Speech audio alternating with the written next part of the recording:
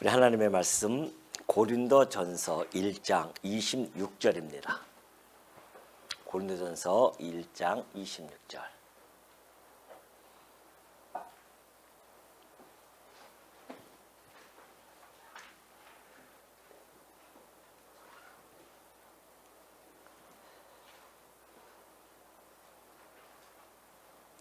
형제들아 너희를 부르심을 보라. 육체를 따라 지혜로운 자가 많지 아니하며 능한 자가 많지 아니하며 문벌 좋은 자가 많지 아니하도다. 그러나 하나님께서 세상에 미련한 것들을 택하사 지혜 있는 자들을 부끄럽게 하려 하시고 세상에 약한 것들을 택하사 강한 것들을 부끄럽게 하려 하시며 하나님께서 세상에 천한 것들과 멸시받는 것들과 없는 것들을 택하사 있는 것들을 폐하려 하시나니 이는 아무 육체도 하나님 앞에서 자랑하지 못하게 하려 하심이라. 너희는 하나님으로부터 나서 그리스도 예수 안에 있고 예수는 하나님으로부터 나와서 우리에게 지혜와 의로움과 거룩함과 구원함이 되셨으니 기록된 바 자랑하는 자는 주 안에서 자랑하라 함과 같게 하려 함이라. 31절까지 봉독해 드렸습니다. 우리 지난 시간에 18절부터 25절까지의 내용을 살펴보면은 교회의 설립과 그리고 통합의 유일한 기반은 바로 우리 주 예수 그리스도의 십자가라는 것을 밝힌 바가 있습니다. 그러면서 그 십자가의 도가 바로 어리석은 세상 지혜와 대조가 되는 하나님의 지혜임을 증거한 바가 있죠. 자, 오늘 우리가 26절부터 31절까지 살펴보는데요. 자랑할 것이 전혀 없었던 그 고린도 교회 교인들의 출신 성분을 잘 지적해 주고 있죠. 그러면서 그들로 하여금 당연히 겸손한 마음으로 예수만을 자랑해야 함을 바울은 좀 진술해 가고 있는 중입니다. 고린도 교회의 분열의 부당성 그리고 그들의 교만 이런 것들을 지금 간접적으로 지적하는 내용이 오늘 우리가 살펴볼 본문에 잘 지금 전개가 되어져 있습니다. 자, 한번 우리 본문을 다시 들어가 볼까요? 형제들아 너희를 부르심은 그렇게 되어져 있어요. 너희를 부른다고 하는 것은 사실 과거 그 고린도 성도들의 그 참 모습을 되돌아보게 하는 그러한 말씀이 아닐 수 없죠. 그들의 분쟁이라든가 분쟁의 원인이 된 어떠한 교만 그리고 자랑을 버리게 하기 위해서는 다시 초심으로 돌아가라는 겁니다. 그러니까 바울이 지금 형제들아 너희를 부르심을 보라 그런 것은 다시 네가 처음에 하나님이 너희를 부르신 그 너희의 모습을 돌아보라는 것이죠. 사실 우리 성도님들이 처음에 우리가 예수 그리스도를 접하고 또한 이렇게 생활을 하다가 중간에라도 하나님의 크신 은혜를 깨닫고 눈물을 흘리며 하나님의 은혜의 영광을 찬송하고 감격 속에서 살아왔던 시절들이 다 있습니다. 그러나 시간이라고 하는 것은 반드시 변질을 동반하는 성질을 가지고 있습니다. 그 시간이 흐르면은 변질이 되어져 있어요. 모든 만물이 다 그렇습니다. 그렇다고 한다면 우리 인간의 마음도 자꾸 변해요. 그러다 보니까는 처음에 그 그리스도의 첫사랑에 대한 그 감동이 어느 순간에 점점 시들어버리고 우리 안에는 우리도 모르게 교만이 자리 잡게 되어지고 그 교만으로 인해서 교회의 분쟁을 일으키는 그런 일들이 사실 모든 교회에 잘 나타나고 있는 현상들 아니겠습니까? 그러니까 바울이 초심으로 돌아가라 다시 한번 이야기하는 겁니다. 너희 부르실 때 하나님께서 너를 부를 때 한번 보라는 것이죠. 그 부를 때 보면은 육체를 따라 지혜로운 자가 많지 아니하며 능한 자가 많지 아니하며 문벌 좋은 자가 많지 아니하도다 그러죠. 사실 그때 당시도 그렇고 지금도 마찬가지입니다.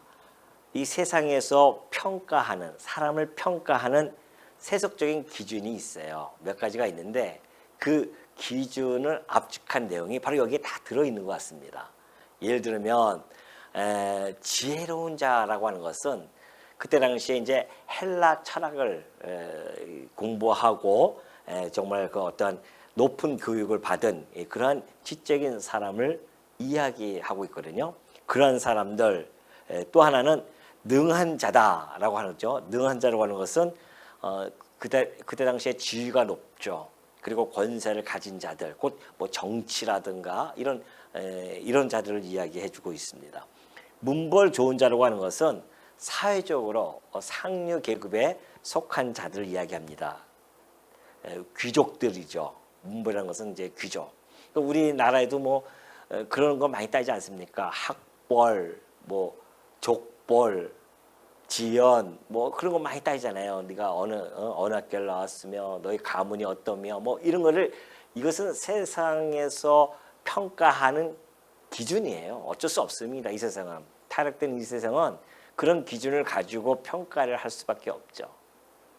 그런 평가 속에서 우리가 살아가는 그러한 비참한 가운데 있지만은 그런 것처럼 세상 속에서 그러한 이런 세 가지 평가받는 이런 세 가지 요소를 가지고 있는데 지금 바울이 이것을 들고 나오는 것은 너희들이 하나님께서 부르셨을 때에 우리 인간의 어떤 외부적인 조건에 기초하고 있지 않다라는 것을 아주 명백히 지금 증거해주고 있는 부분입니다. 그들을 부르셨을 때의 그 조건들을 보면 뭐하러 그런 사람들을 택하겠습니까? 하나님께서. 그러니까 하나님께서는 당신의 부르심, 우리가 지난 시간에 살펴봤듯이 오직 부르심을 받은 자 그러잖아요. 오직 부르심을 받은 자들은 하나님께서 부르실 때에 그들은 어떤 외부적인 조건을 하나님께서 결코 보지 않으셨다는 것을 잘 밝혀주죠. 다시 말해서 하나님의 기쁘신 뜻, 하나님의 주권에 의해서 우리가 부름을 받았다는 것이죠.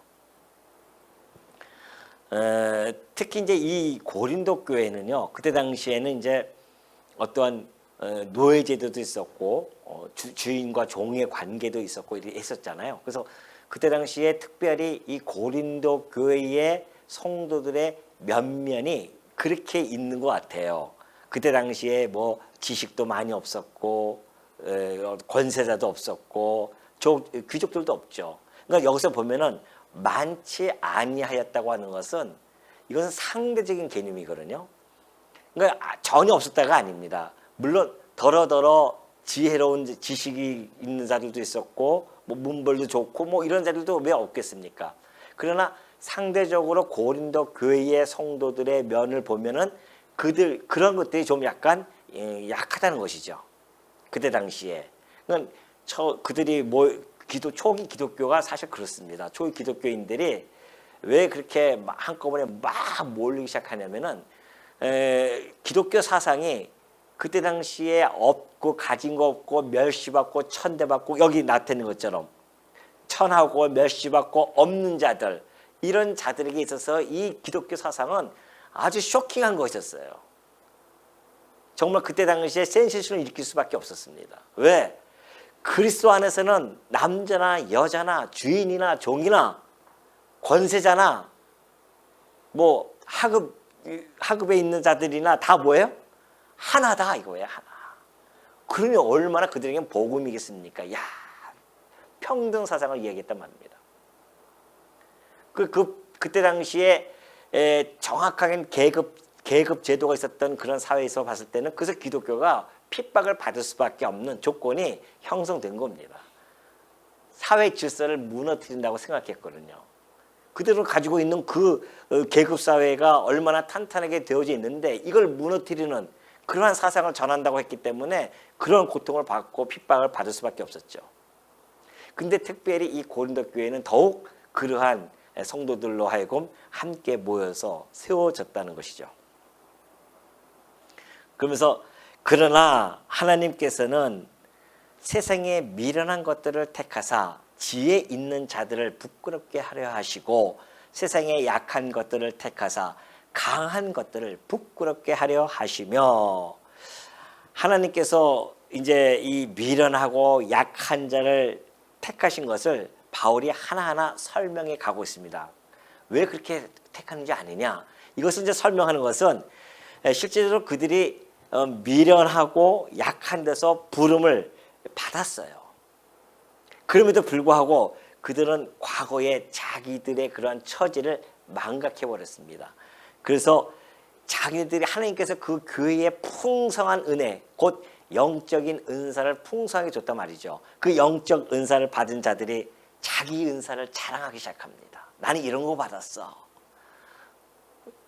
그 교회에서 이제 뭐 지금도 그런지 모르겠지만은 교회에서요 한동안 뭐 이 방언에 대한 것이 막 휘몰아치기 시작했었거든요. 근데 방언을 못 받는 사람이 많이 있었어요. 근데 어떤 사람들은 정말 방언을 한다고 해가지고서는 뭐 난리가 아니었죠. 그러면 사람들 다 모인 데서 이제 고린도 뒷부분에 나오겠지만 똑같아요 현상이. 앞에서 기도하는데 막 갑자기 방언을 막 하기 혼자서 막 기도하기 시작합니다. 그러면 이제 다른 사람들 주눅이 드는 거예요. 나는 방언도 못했는데 저 사람 와 저 집사님 저 권사님 방언도 못하는데 저 집사님이 방언을 해? 장로님은 여러 가지 방언하는 거 못 봤는데 야 저 집사님은 오자마자 방언하기 시작하네. 그래가지고서는 막 방언하면 대단한 은사인 것처럼 그렇게 착각할 때가 있었단 말이죠. 그 자기를 자랑하는 거란 말입니다. 알아듣지도 못하는 이야기를 쏠쏠 하는 것이 대단한 것처럼 착각하고 있을 때가 많이 있었죠. 그때도 마찬가지예요. 이런 하나님께서 주신 여러 가지 영적인 은사, 이런 영적인 은사를 갖다가 자기가 자랑할 뿐만이 아니라 형제를 판단하고 분열을 조장하고 이런 영적 교만으로 인해서 나타나는 이런 패단들이 고린도 교회 전반적으로 지금 광범위하게 퍼져 있단 말이죠. 그러니까 바울이 지금 이 27절에서 그걸 터뜨린 겁니다. 하나님께서 이 미련한 너희를 미련한 것들을 택하지 않았느냐 그렇게 이야기해요. 완전히 노골적으로 얘기하지 않습니까? 하나님께서 이 세상에 이 약한 것들 너희들 약한 자들 아니냐. 28절 보면 그래요. 천한 것들 멸시받는 거 없는 것들 너희들 자신을 돌아보라 이거죠. 엄청난 책망이에요. 이게. 그들의 가지고 있었던 그 세상적인 조건을 들어주는 겁니다. 지금. 교회라고 하는 것이 그러한 자들의 모임에서 하나님께서 무조건을 불러주셔서 그렇게 모아주셨더니만 기껏해서 거기서 자랑거리나 자랑질이나 하고 내가 더 잘났다 네가 더 못났다 이러한 도토리 키재기 하는 그러한 성도들을 향한 바울의 책망이 엄중하게 지금 26, 27, 오늘 본문 31절까지 잘 나타나 있는 겁니다. 그러니까는 이 보면은 세상에 미련한 것들을 택해서 지혜 있는 자를 부끄럽게 하셨다고 그랬어요. 우리 다 그때도 그렇고 우리도 다 사실 미련하죠. 뭐 세상에 그렇게 우리가 뭐 학벌이 뛰어난 사람들도 없고 뭐 박박사들도 별로 없잖아요. 그렇게 봤을 때에 그 미련한 우리들을 하나님이 부르셔요. 근데 세상의 지혜를 가지고 자랑하는 자들을 부끄럽게 하신단 말입니다. 왜요? 하나님께서 우리를 부르셔서 우리에게 참으로 이 세상에서 알지 못하는 그러한 가장 고상한 지식을 알게 해줬다는 겁니다. 세상의 지혜가 부끄러울 정도의 가장 고상한 지식을 우리는 좀 가지고 있어요. 세상의 지혜는 해 아래서의 지혜지만 우리가 가지고 있는 지혜는 하늘의 지혜란 말입니다. 해 위의 지혜예요. 어떻게 그걸 비교할 수 있겠습니까? 물론 그 지혜가 나의 노력이 아니라 하나님으로부터 주어진 선물이긴 하지만 그것이 오롯이 하나님의 것이지만은 하나님이 그걸 우리들에게 주신 선물로 주신 거란 말이죠. 그러니 우리가 가지고 있는 이 지혜와 저 세상의 지혜가 어떻게 비교할 수 있겠습니까?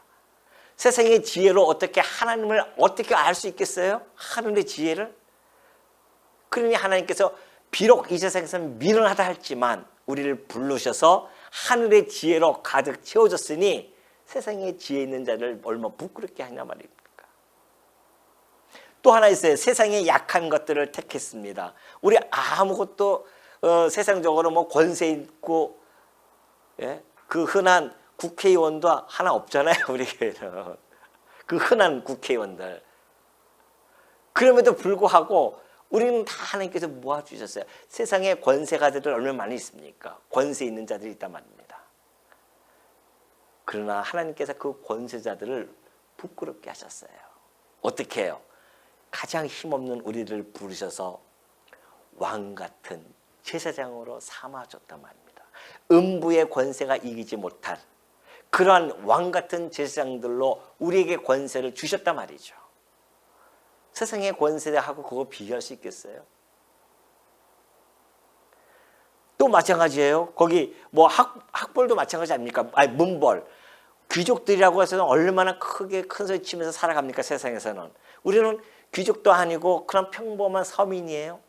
그때 당시에는 다 종들입니다. 종들도 불러오고 노예도 불러오고 여성들도 오고 막 그래요. 그러한 자들이 있었어요. 그러한 자들이 놀랍게도 이 세상의 귀족과 비교할 수 없는 신분의 변화가 주어졌는데 그 신분이 곧 전능하신 하나님 아버지의 자녀가 되어졌다는 겁니다. 그러니 그 하나님께서 이런 세상에 우리의 미련하고 그리고 이 약하고 천하고 멸시받고 없는 자들을 택하셔가지고서는 오히려 그 세상에서 자랑하는 자랑거리를 무산시켜버리고 무용지물 시켜버리고 부끄럽게 그렇게 행하시는 하나님의 그 놀라운 섭리를 지금 바울은 이 고린도 성도들에게 지금 설파하고 있는 중입니다. 사실 이 세상의 지혜, 세상에 강하고 세상에 있는 사람들은요, 하나님의 이 긍휼하심에 대한 자비하심에 대해서 거부를 합니다. 아니 예수 그리스도를 통하여 구원받는다고 하는데 그들이 뭐가 아쉬워서 구원을 받겠냐 말이죠. 가지고 있는 것들이 세상에서 누릴 것들이 너무 많은데 없는 사람들이나 혹시 해가지고 찾아왔다가 정말 깨닫고서는 하나님의 구원을 바라보지만 세상에 가진 것이 풍부한 사람들이 뭐가 아쉽겠냐 말이죠. 돈만 있으면 다 해결되어지는 것들인데 그런 사람이 그러한 그때 당시나 지금도 마찬가지지만 그러한 자들을 하나님께서는 세상적 교만을 가지고 있는 자들 그렇게 다 하나님께서는 부끄럽게 하실 것이라 그런 말씀을 지금 해주고 있는 것이죠. 그러니 그들은 다 의인이라고 생각하기 때문에 그리스도가 필요 없습니다. 그러나 여전히 그때 당시에 세상적으로 비참한 상태에 있는 자들은 그래도 자기가 죄인임을 깨닫고 죄인을 불러오신 그리스도 앞에 나갈 수 있게 되어진 것이죠.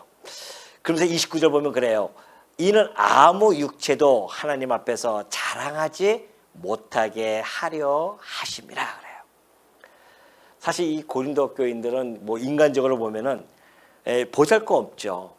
그런 가운데서 하나님의 은혜로 구원을 받은 그러한 성도들입니다. 그럼에도 그들은 여전히 자기를 자랑했었고 그리고 하나님이 아닌 사람들에게 영광을 돌려줬습니다.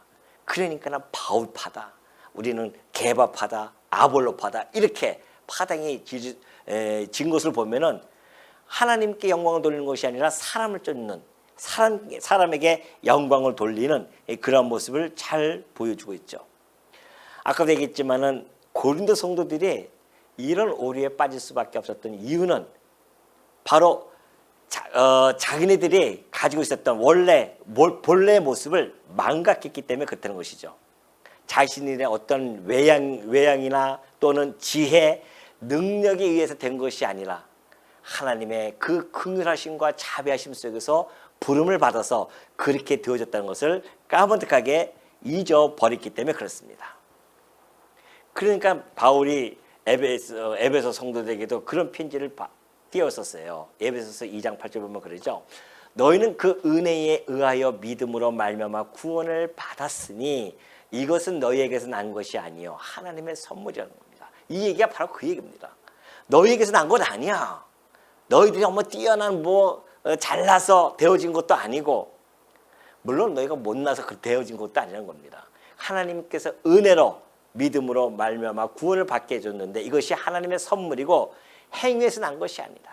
이것이 누구든지 왜 그렇게 이 바울이 얘기하냐면 이는 누구든지 자랑하지 못하게 위해서. 그가 가지고 있는 조건을 자랑할 조건에 의해서 구원을 받았다고 한다면 자랑할 거리가 있지만은 그 조건 없이 구원을 시켰기 때문에 자랑할 거리가 없는 거예요. 성도들은. 행위라고 하는 것은 이 모든 것들이 다 포함되어 있습니다. 자기가 가지고 있는 환경, 자기 여건, 조건 이런 것들이 다 포함되어 있는 것이죠. 그러면서 30절 보면 그래요. 너희는 하나님으로부터 나서 그리스도 예수 안에 있고 예수는 하나님으로부터 나와서 우리에게 지혜와 의로움과 거룩함과 구원함이 되셨으니 그래요. 자, 너희는 하나님으로부터 나서 그리스도 예수 안에 있다. 그리스도 안에 있게 되어진 궁극적인 원인을 어디서 찾냐면 바울은 바로 하나님이라고 하십니다. 자, 하나님이세요. 보면은 우리가 그리스도 안에 있죠. 그래서 우리가 성도입니다. 성도라고 있어요. 이제 성도는 그리스도 안에 있는 자들입니다. 그 원인을 바울은 바로 하나님으로 봅니다. 그렇죠? 왜? 성도가 그리스도 안에 있는 것은 전적인 하나님의 예정이 먼저 주어집니다. 하나님의 예정이에요. 그 예정은 하나님의 기쁘신 뜻입니다. 기쁘신 뜻.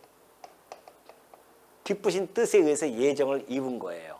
그리고 나와서 예수 그리스도를 믿게 되어져요. 그걸 우리는 은혜라고 합니다. 하나님의 은혜에 의해서 성도는 예수 그리스도 안에 있게 되어진 겁니다. 그렇다고 한다면 하나 물어볼까요? 우리 그리스도인들, 성도들, 여러분들이죠. 우리 성도인들의 본적은 어디입니까? 예? 본적이 하늘나라예요? 그거는 이따 나와야 되는데 답이 지금 너무 빨리 나왔어요. 본적은 어디예요? 여기 나왔잖아요. 여기. 너희가 어디서부터 나왔어요? 하나님으로부터 나왔단 말이에요. 하나님. 우리의 본적은 하나님이에요. 우리 주소는 어디입니까? 그러면 성도들의 주소는 어디겠어요? 네? 예? 예수 그리스도는 90점 답이고 그렇지. 그리스도 안에. 이것이 우리의 주소예요. 성도는 이 땅에 살아가면서 그리스도 안에서 주소를 떠나면 안 돼요. 우리는 그 그리스도 안에서만 살아가야 하는 자들이란 말입니다. 예수 그리스도를 믿고 나서부터 우리는 그 안에 존재하고 주소를 옮겼어요. 세상이라고 하는 이 주소에서 바로 이쪽으로 옮겼단 말입니다. 얼로? 그리스도 안으로. 그러면 국적은 어디겠습니까? 예, 하늘나라 아니겠어요? 국적이. 그것이 왜? 하늘의 시민권을 가진 자들이니까. 우리 성도들은 바로 그러한 정체성을 가지고 있는 자들이에요. 맨날 그냥 본적이 어려하면은 저쪽 청주인데요? 이러지 마시고 제발. 뭐 세상 사람한테 얘기할 때는 그렇게 얘기하더라도 우리끼리 얘기할 때는 우리의 본적은 하나님이고 우리의 주소는 예수 그리스도 아니고 우리의 국적은 하늘의 시민권을 우리는 가진 자들이다. 이것이 우리가 성도 하나님께서 우리에게 은혜로 주신 것들입니다. 그러니 그리스도 안에서 우리가 하나님 이 그리스도와 더불어서 친밀한 교제를 나눌 수 있게 되어진 것은 전적으로 하나님께서 주신 은혜의 선물이다라는 것이죠. 바울은 그걸 지금 계속해서 주지시키고 있는 중입니다. 인간의 틈을 조금이라도 주지 않기 위해서 인간의 공로, 인간의 자랑거리, 인간이 가지고 있는 것들을 바울은 그걸 다 깨부시는 중이에요. 지금 하나님께서 너희가 나오지 아니하였느냐? 너희가 그리스도 안에 있는 자들이 아니냐 말이죠. 바울 안에 있는 자들도 아니고 아볼로 안에 있는 자들도 아니고 게바에 있는 베드로 안에 있는 자들도 아니다. 너희들은 오직 그리스도 안에 있는 자들이라는 겁니다. 그러면서 하는 이야기예요. 그리스도 안에 있고 예수는 하나님으로부터 나와서 우리에게 지혜와 의로움과 거룩함과 구원함이 되셨어요. 예수님께서는 하나님께서 보내주셔서 우리들에게 지혜가 되셨어요.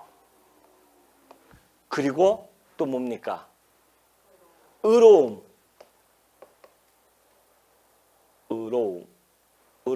의롭다. 또 거룩함, 또 구원함. 자, 예수 그리스도를 통하여서 우리는 지혜와 우리 그리스도께서 우리들에게, 물론 그리스도께서는 참 지혜자이십니다. 하늘의 지혜자세요. 지혜자이심과 의로우시며 거룩하시며 구속함을 주시는 분님과 동시에 우리도 그와 연합되어진 자들이기 때문에 우리도 지혜롭고, 그리스도께서 우리를 지혜롭게 하셨고 의롭게 되시고 거룩함과 구원함이 되셨다는 겁니다. 어느 가운데서, 어떤 상황에서 그렇게 됐냐 말이죠. 성도들이 어떤 상황에서. 자, 우리는 사실은 미련한 자 아닙니까? 여기서 미련하다고 하잖아요. 우리는 미련한 자들이었어요. 하나님을 알지도 못하고 살아갔던 자들이었고, 오직 그냥 어디서 왔다 어디로 가는지도 모르고 지혜도 없이 살다가 그냥 반복적으로 살다가 그렇게 죽는 존재들이란 말입니다. 그런 미련한 존재, 그렇게 살아왔던 우리들에게 예수님이 오셔서 참 지혜로서 우리에게 지혜를 주셨단 말이죠. 하늘의 지혜를 주셔가지고서는 예수 그리스도를 알게 되어졌고, 그 지혜를 통하여서 이 세상의 이치를, 도를 깨닫게 해주셨습니다. 이 세상이 어떻게 이루어졌으며 어디로 가고 있으며 끝은 어떻게 되어질지. 아니, 세상 지혜가 이걸 어떻게 아냐 말이죠. 세상 지혜는 이 과정 학문이기 때문에 과정에 있는 것들만 그냥 파고 있는 거예요, 지금. 그 지혜하고 시종, 이 우주의 시종을 알고 있는 지혜하고 비교가 되겠어요? 그러니까 그들의 지혜를 부끄럽게 한단 말입니다. 하나님께서 우리를 통하여서 이 미련한 우리를 들어서 하늘의 지혜를 주심으로 말미암아 세상 지혜를 부끄럽게 하셔요. 예수 그리스도께서 이 땅에 오셔서 우리가 원래는 불의한 자였었습니다. 이 불의한 자들을 예수 그리스도께서 우리를 의롭게 해주셨다는 겁니다. 그래서 우리가 그리스도를 믿음으로 말미암아 의롭게 되지 않습니까? 아, 우리가 거룩해요? 우리는 원래 추한 자들이에요. 추하고, 불결하고 그런 자들 아닙니까? 불결하고, 불결, 거룩함. 그런데 우리를 성도, 거룩한 무리로 모아주셨단 말입니다. 거룩한 무리예요, 이제는 우리가.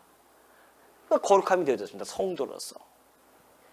우리가 사망 가운데 있는 자들이었었는데 하나님께서 예수 그리스도를 통하여서 우리가 구원함을 얻게 되어졌다. 누굴 통해서? 누굴 통해서요? 예수 그리스도. 그런데 뭘 바울을 따르고 아볼로를 따르고, 지금 그런 사람들이 얼마나 많은지 모릅니다. 지금도 인간을 쫓는 사들이 얼마나 많이 있습니까?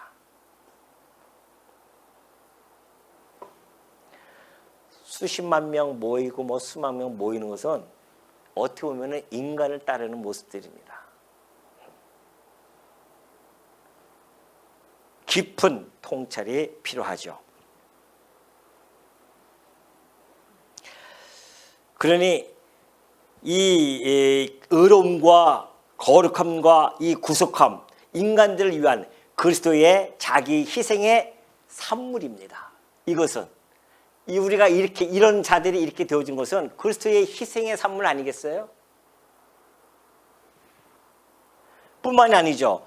하나님께서 예수 그리스도를 통해서 이루어 나가는 구원 역사, 이 구원 활동의 직접적인 결과물이에요, 이게. 하나님께서 예수 그리스도를 통해서 우리를 구원해 나가는 그러한 결과물이 바로 이렇게 되어진 겁니다. 그러니 여러분, 이것이 하나님의 은혜로 주어지지 않고서는 우리의 힘으로 어떻게 이런 것들이 이루어질 수 있겠습니까? 바울이 이것을 지금 성도들에게 계속해서 지금 설파하고 있는 중입니다. 그러면서 지혜와 의로움과 거룩함과 구원함이 되셨으니 기록된 바 자랑하는 자는 주 안에서 자랑하라 함과 같게 하려 함이라. 기록된 바는 예레미야 9장 23절의 말씀입니다. 예레미야 9장 23절 보면 이렇게 되어 있어요. 여호와께서 이와 같이 말씀하시되 지혜로운 자는 그의 지혜를 자랑하지 말라. 용사는 그의 용맹을 자랑하지 말라. 부자는 그의 부함을 자랑하지 말라. 그렇게 되어 있어요. 왜? 자랑하는 자는 이것으로 자랑하라는 겁니다. 뭘요? 곧 명철하여 나를 아는 것, 여호와를 아는 것을 자랑하라는 겁니다. 어떤 여호와? 여호와는 사랑과 정의와 공의를 땅에 행하시는 분이십니다. 그러한 분을 깨닫는 것, 그러한 분을 아는 것. 하나님은 사랑이시며 정의와 공의를 행하시는 분이십니다. 그분을 자랑하는 것이지 자기의 부함을 자랑하며 자기의 지혜로움을 자랑하며 자기의 용맹 자랑하는 자는 세상에서 하나님을 모르는 자들의 그러한 자랑일 수밖에 없고요. 그것은 결국 하나님 앞에서는 다 무용지물이에요. 아무것도 아닙니다. 우리의 자랑은 하나님 앞에서 자랑하는 것이 아니라 하나님 안에서 자랑을 해야 되지 하나님 앞에서 하는 것이 아니에요. 우리의 자랑거리는 하나님 앞에서 하는 것이 아닙니다. 그러니까 그리스도 안에서 자랑하라는 거죠. 자랑하는 자는 주 안에서 자랑해야 됩니다. 왜? 주 안에서 이런 것들이 이루어졌기 때문에. 그러니 바울이 곧 나오겠지만 고린도전서 4장 7절 보면 그래요. 누가 너를 남달리 구별하였느냐? 내게 있는 것 중에 받지 아니한 것이 무엇이냐? 내가 받았은즉 어찌하여 받지 아니한 것 같이 자랑하느냐? 물론 이것은 이제 뭐 여러 가지 뭐 그들이 받은 은사라든가 뭐 여러 가지 얘기하고 있지만은 이것은 뭐 다 포함되어 있습니다. 다 포함되는 거죠.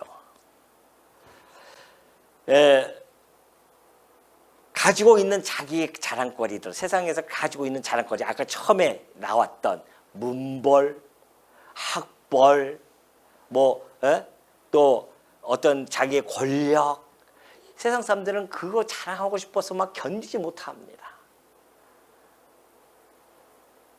그래서 같은 몸만 있으면 자랑하고 싶은데 자랑할 거리가 없으니까 얼마나 하기 힘들겠어요, 그게. 벌레가 묻었나? 자꾸 벌레가 기어가는 것 같아요. 이 자랑거리가 없는데 사람들은 그래도 어떠한 거라도 자랑거리만 있으면 하고 싶어가지고. 그래서 하다 안 되면 이제 할머니, 손주들 자랑하잖아요, 손주들. 아이고, 걔가 뛰었어. 어저께 막 기기 시작했어. 뛰었어. 막 이런 걸 자랑한단 말입니다. 자랑거리 없으니까. 그러나 있는 사람들의 자랑거리는 얼마나 많은지 모릅니다. 막 다 자랑하고 싶어요. 째내고 싶고 막 그리고 살아가지 않습니까? 그걸 위해서 돈 벌고 그걸 위해서 뭐 권력을 쟁취하려고 하고 다 그런 거 아니야 말이죠. 자랑하고 싶어서 그래요. 그러니 부러워하면은 지는 거예요. 그 어떠한 것도 하나님에서 받지 않은 것이 세상에 어디 있냐 말이죠. 그러면서 그들은 그걸 모르고 자기 건 줄 알고 착각하면서 살아갑니다. 하루아침에 걷어가면 아무것도 아닌데. 아무것도 아니잖아요. 예수님이 하신 말씀 아니겠습니까? 부자가 이제 다 차려놓고 꽉꽉 곳간을 채워놓고 아이고 등 따시고 이제 배부르겠다 했더니만 오늘 밤 하나님께서 너를 걷어가시면 그거 누구 것이 되겠냐 말이죠. 그래서 저는 이 재벌들이 참 불쌍한 것이 죽을 때 얼마나 아깝겠어요. 그거 다 쓰지 못하고 죽는 거. 우리도 다 못 쓰고 죽는데 우리가 가진 거 다 못 쓰고 죽어요. 이제 봐요. 나중에 돌아가실 때 보면은 그것도 방학하시면 다 남아 있잖아요. 다 그거 쓰지는 못하고 다 죽는다니까요. 요즘 뭐 주택 뭐요? 몰라요. 뭐가 주택 뭐 그 맡기고서 연금이 주택연금 그걸로 또 다 찾아 드시는 분도 있다고 하지만은 사실 우리가 가지고 있는 것이 자랑거리가 이 땅에 아무것도, 머리부터 발끝까지 이 땅에 태어날 때 이 주먹 이렇게 쥐고 아무것도 없이 그냥 태어나잖아요. 이렇게. 그런 얘기도 있지 않습니까? 태어날 때 주먹 쥐고 태어나요. 뭔가 다 세상을 잡을 것처럼 태어납니다. 죽을 때는 쫙 피고 죽습니다. 아무것도 없구나 내가. 이러고 죽는다는 거 아닙니까? 그런데 세속적인 그 자랑거리를 교회 안에 들고 오는 자들도 있단 말입니다. 얼마나 하나님 보시기에 뭐라 그래 이걸? 꼴불견이겠습니까? 하나님 보시기에. 그러니까는 그 큰 교회들은요, 그 있어요. 다 상류층들, 막 상류층도 있고 중류층도 있고 다 그리고 또 이렇게 놀아요. 끼리끼리 다 놉니다. 그게 교회입니까? 아니에요. 교회는 신분과 그리고 이 학벌과 이 모든 것들을 다 초월한 곳이 교회입니다. 오로지 교회 오면은 그리스도만이 드러나야 돼요. 그 외에는 드러나는 것은 그것은 사단의 전략입니다. 그리스도의 영광을 싹 가리고. 아니 우리 교회 와서 자랑할 것이 얼마나 많이 있냐 말이죠. 이게 다 자랑거리 아니에요? 뭘 자랑할 게 없어서 금반지 끼고 와서 여기서 이렇게 머리를 잠깐만 이렇게 하고 보여주고 싶어서 이러시냐 말이에요. 평소에는 오른손으로 하다가 왼손으로 하시기도 하고 이런단 말입니다. 왜? 자랑하고 싶어서 그거라도. 그래야 어떤 집사님이 어머 뭐예요 이거 번쩍번쩍하네요. 아 우리 아들이 이번에 사줬어. 이렇게 하고 싶어가지고서는 교회에서는 제발 그러지 맙시다. 이거 자랑합시다. 하나님이 나의 미련한 것을 지혜롭게 해주셔서 어떻게 내가 이 우주 만물의 이치를 내가 깨달았는지 그걸 자랑하자니까요. 아니 이 의롭다고 하는 것은 내가 이 불의한 자라 지금도 여전히 불의한 가운데 사는데 하나님 나를 의롭다 칭해 주셨어. 내가 무엇이건데 내는 우리의 초심이란 말입니다. 초심의 표현이 내가 무엇이건데요. 하나님 나를 부르셨으니까 내가 아무것도 아니었었는데 이런 엄청난 것들을 받았냐 말이죠. 내가 성도라? 내가 어떠한 자인데 지금도 여전히 추하고 불결한 모습을 내가 간직하고 살아가는 존재인데 그럼에도 불구하고 하나님은 그 모든 허물을 덮어주시면서 내가 너를 거룩하게 하겠다. 그래서 우리를 거룩한 성도라 불러주시는데 자랑할 거리가 얼마나 많이 있어요. 사망 가운데 있는 우리들을 하나님이 구원해 주셨다고 하는 것. 이런 풍성한 자랑거리를 교회에서 오면 그냥 입만 열면 이것을 해야 될 텐데 세상 사람들처럼 부와 권력과 지혜를 자랑한다고 한다면 그건 그리스도의 이 영광을 가리는 그런 어리석은 다시 일로 돌아가는 겁니다. 일로 다시 돌아가고 싶어요? 그리스도의 이 희생 제물을 통하여서 우리가 이런 엄청난 것들을 얻었는데 그러니 그리스도 안에서 우리가 받지 않은 것이 다 어디 있겠느냐. 다 주께서 주신 건데. 그러니까 우리가 교회에서 일하시고 나서 혹시 섭섭한 감이 들면 그것은 이미 사단이 서서히 그 마음을 파고 들어오는 겁니다. 섭섭하다 왜? 섭섭한 거예요. 내가 이 교회의 공이 얼마나 큰데 과거에 그런 것들이 얼마나 많은지 모릅니다. 교회당을 다 졌어요. 그래서 어떤 장로님이 그냥 그걸 갖다가 크게 져가지고서는 성도들에게 다 내가 교회당을 졌다고 합니다. 그러다가 나중에 성도들이 안 알아주면요. 그 장로님 또 그 시험 받습니다. 섭하다고 해가지고서는. 내가 이 교회를 졌는데 이걸 큰 교회를 졌는데도 불구하고 성도들이 날 안 알아줘? 섭한 거죠. 그러니까 이 고린도서 4장 7절을 공부해야 됩니다. 아니 받지 않은 것이 어디겠어요. 하나님으로부터 그 재물도 하나님이 주셨기 때문에 그렇게 했다고 한다면 그거 해놓고 까맣게 잊어버려야 됩니다. 교회에서 나의 봉사는 하나님이 주시는 힘으로 하는 것처럼 하는 것이지 내 힘으로 하는 것이 아니에요. 여러분이 봉사를 하나님이 하셨던 것처럼 하셔야 됩니다. 그러니까 내가 한 것처럼 생각하면 안 돼요. 그러니까 봉사하고 나는 잊어버려야 돼요. 까맣게 잊어버려야 됩니다. 그리고 그 봉사 안에 드러나는 하나님처럼. 아니, 우리 다 썩은 돌들 아니에요? 그 썩은 돌들을 다 하나님께서 건져내셔서 갈고 닦아서 옥고울로 만드셨어요. 그 옥고울 통하여 하나님의 그 놀라운 영광을 비추게 해줬는데, 그 하나님의 영광을 비추지 아니하고 그 옥고울에서 자기가 조금 이렇게 들고 나와요? 썩은 돌을? 이것이 우리 성도들이 이것을 제대로 알고 있다고 한다면 어찌 교회에서 입을 열어서 내 자랑이 나올 수 있으며 섭섭함이 나올 수 있겠습니까? 아니에요. 교회는 그저 주신 것 감사하고 그냥 불을 태워버리고 없어지는 겁니다. 봉사는 그런 거예요. 이렇게 촛불이 불이 있으면 타지 않습니까? 타고 없어지는 거예요, 그냥. 좀 더 흔적이 남아 있으면 안 돼요. 내가 봉사하고 그리고 그것은 그냥 끝나는 거예요. 왜? 그 봉사의 그 촛불은 하늘로 상달되어지고 하나님만이 아셔요. 그걸로 족하신 줄 아시기 바랍니다. 그게 행복한 겁니다. 그러면 성도들을 향해서 섭섭함도 없을 거고 서운한 감도 없을 것이고 미워하는 감정도 없을 것이고 서로 간에 그렇다고 해서 봉사하는데 또 하나님의 앞에 사는 건데 뭐 안 알아주고 그런 것도 하지 마시고 무슨 정이 있습니까? 그러면은 수고했다고 손붙도 또한 잡아주고 격려도 해주고 위로도 해주고 성도 간에 그러면서 살아가는 거 아니겠어요? 이 땅에서 그렇게 냉랭하게 살아서 뭘 하려고요? 그렇게 냉랭하게 살면은 사랑이라는 것이 그런 것이지. 오늘 우리 이 바울이 고린도 성도들에게 얘기했던 것처럼 이 부족한 자들 택하셔서 그리스도 안에서 그리스도를 통해서 지혜로 믿게 하시고 의롭다 칭해 주시고 거룩한 무리 속에 두셨을 뿐만이 아니라 하나님의 피값으로 죄 사함을 통해 구속해 주셨던 그 하나님의 은혜 앞에서 우리가 교만하거나 오만으로 파당을 짓지 말고 오직 그리스도만을 자랑하는 주의 종들 되어지시기를 당부드립니다.